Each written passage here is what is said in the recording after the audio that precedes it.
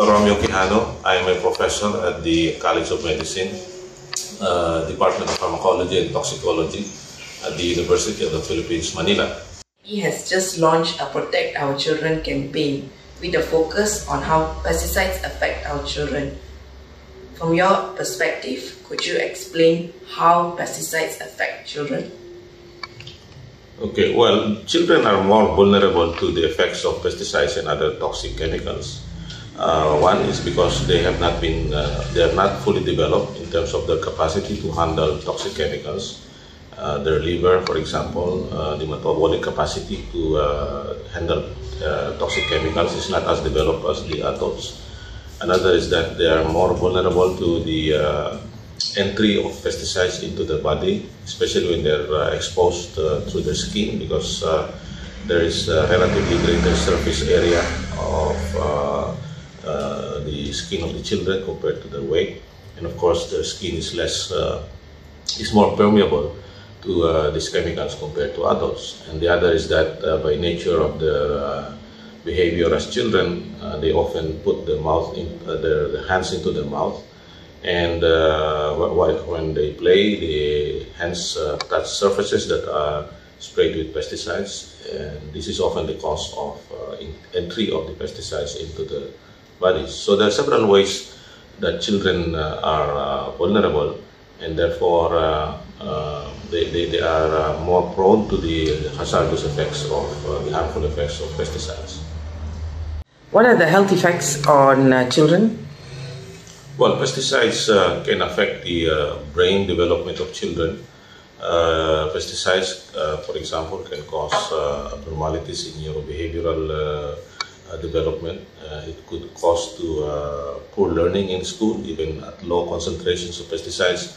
This could have an effect, and one of the mechanisms is through endocrine disrupting effects. And another thing is that it could, at high exposure levels, it could directly damage the brain cells, leading to brain cell toxicity and death, and therefore this could cause direct brain damage that damages the capacity of the child, not only in the cognitive abilities but also in physical abilities. So this could cause, for example, inability to do common tasks, and also again it could cause abnormal brain function, leading to conditions similar to the autistic conditions, even in mild cases. And of course, there are other effects on the other organ systems. One of the big effects would be the immune system. So when the immune system of the child is damaged, then the child becomes more vulnerable to various kinds of infections, and therefore they become more susceptible to tuberculosis, to even viral infections like dengue, and many other kinds of infections, including diarrhea and pneumonia. And we should not forget also other organ systems like the kidneys and the liver. So children are also more vulnerable to the effects of pesticides on their kidneys and liver. It could lead to serious kidney damage, leading to kidney failure, and it could lead also to serious liver damage. And many other effects, like for example, it could also lead to alteration of the immune system, leading to more allergies and food allergies and other susceptibilities caused by hyperimmune responses.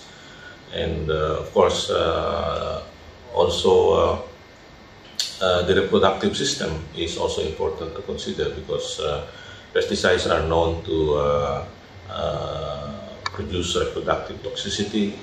For example, in males, this could cause loss of sperm and therefore infertility, and this is also true in females. Pesticides can cause also infertility in females, especially when they're exposed while they're still young. And there's so many other potential adverse effects that probably cannot be determined immediately at this time. In your experience, have you seen this on the ground or in communities where the health impacts of pesticides on children has become very visible? Oh yes, for example, in one community where banana plantation conducts aerial spraying and applies several kinds of pesticides in bananas, the community residents, especially the children, are affected. And I've seen children with very poor neuro-behavioural development. They could hardly learn in school, and also with the actual physical deformities, like for example, cleft lip and palate, abnormalities in their physical appearances, and also in terms of their capacity to do their daily tasks, like even taking care of themselves. And I've seen also children with a lot of skin diseases and also infectious diseases, and which I think is a result of the depression of their immune system. A lot of diarrhea has occurred in the community, and pneumonia, and in fact leading to deaths in many cases, which is more often compared to other communities not exposed to pesticides. So there are many examples of this kind of harmful effects on children, which is not easily recognized even by medical doctors and the hospitals when the parents bring the children to the community hospitals, for example. Very often they fail to recognize that these illnesses are related to their exposure to pesticides. What do you think medical doctors and the government should be doing about this issue? Well, primarily the government. They should not allow the very toxic pesticides to be used in our communities and also in our agricultural areas, since the government is mainly responsible for protecting the right to health of its citizens.